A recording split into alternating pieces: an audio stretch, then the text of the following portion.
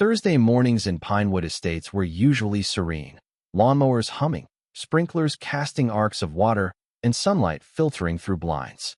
For 28-year-old Caleb Harper, it was another work-from-home day, his laptop open, coffee steaming, and AirPods in. Outside, his sprinklers danced, and a delivery truck rumbled by. In the den, his 82-year-old grandfather, Walter Reed, sat in his recliner, a worn Western novel in hand.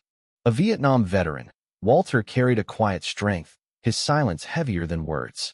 Then came the doorbell, a jarring, aggressive pounding that shattered the calm. Caleb froze, his chest tightening. That sound didn't belong here. Setting his mug down, he peered through the peephole. 3 men stood on the porch in black cargo pants and vests emblazoned with HOA enforcement. One held a clipboard, another wore sunglasses despite the shade. Their firm stances and tight expressions screamed trouble. Caleb cracked the door open. "Can I help you?" The leader stepped forward, hand on the doorframe. "Morning, sir. We're conducting an emergency HOA inspection. We need to step inside. Won't take long." His tone was rehearsed, confident, but hollow. Caleb blinked. "Emergency inspection? What's this about?"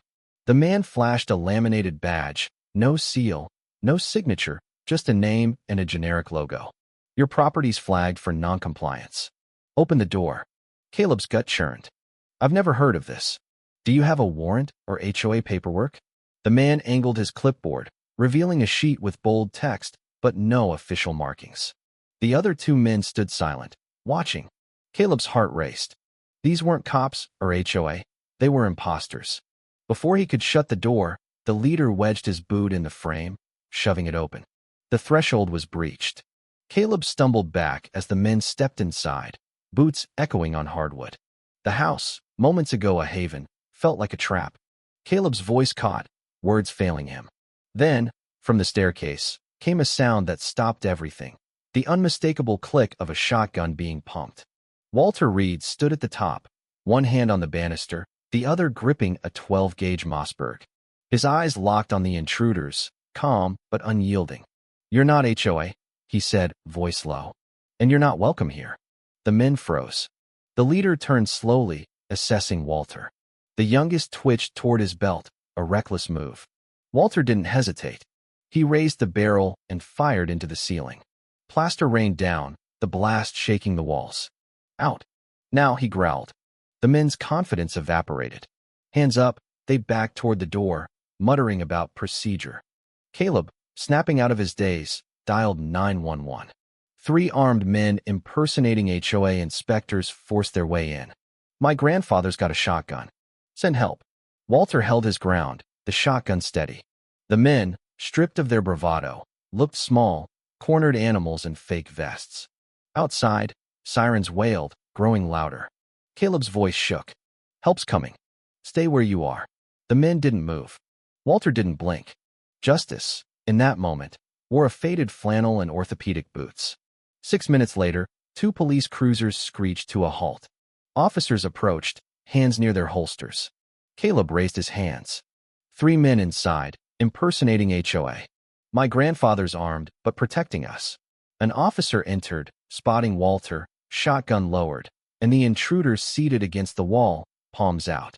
"Sir, set the weapon down," the officer said. Walter complied, laying the gun on the stairs and descending quietly. Officer Dalton, the lead, turned to Caleb. "What happened?" Caleb recounted everything: the pounding, the fake badge, the forced entry, and Walter's stand. The officers cuffed the men, finding zip ties and a taser, but no valid IDs, only forged HOA documents. Dalton glanced at Walter. "You saved us some trouble, sir." Walter nodded, silent. The truth unraveled fast. The men weren't HOA. They were ex-security contractors, fired for misconduct, now posing as compliance enforcers. For weeks, they'd targeted vulnerable homes, issuing fake fines and demanding entry. The real HOA was horrified, denying any involvement. Walter hadn't just stopped a break-in. He'd exposed a predatory scheme. That night, Caleb uploaded their doorbell cam footage. The forced entry, Walter's stand, shotgun in hand. "Fake HOA tried to scam us. Grandpa stopped them," exploded online, hitting 1.5 million views in 24 hours. Memes flooded the internet. Grandpa Walter, HOA Slayer, don't mess with Pinewood's Patriot. Some added cowboy hats to Walter's image. Others set the video to dramatic music. Caleb flagged insensitive PTSD jokes, but the story spread. Reddit, Twitter, TikTok. Walter, shown the view count, shrugged. Is that good? Someone needs to fix my ceiling. The men faced charges: trespassing, impersonation, and attempted burglary. Local news, then national outlets, picked up the story. A brewery delivered Walter's Wrath beer, its label featuring a cartoon Walter. Strangers left notes and pies, thanking him. Officer Dalton stopped by a week later, off duty. My dad would have loved your grandpa. Most freeze in fear. He stood firm. Caleb nodded, pride swelling. Late one night, Caleb tried talking about it. I can't believe you did that, Grandpa.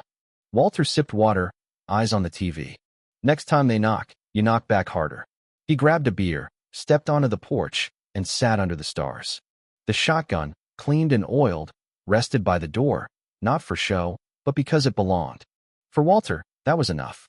No fame, no boasts, just a man protecting his home. But the story sparks debate. Was Walter a hero or a vigilante? Did he escalate too fast, or was his response justified? The internet argues. Some cheer his defiance. Others question the shotgun's necessity. Pinewood Estates learned a lesson. Authority without accountability is a mask. Walter tore it off. What do you think? Was Walter right to take a stand, or should he have waited for the police? Share your thoughts in the comments. Let's hear your take on standing your ground versus playing it safe. Like, subscribe, and hit the bell for more stories that make you think. Stay bold, stay sharp, and we'll see you in the next one.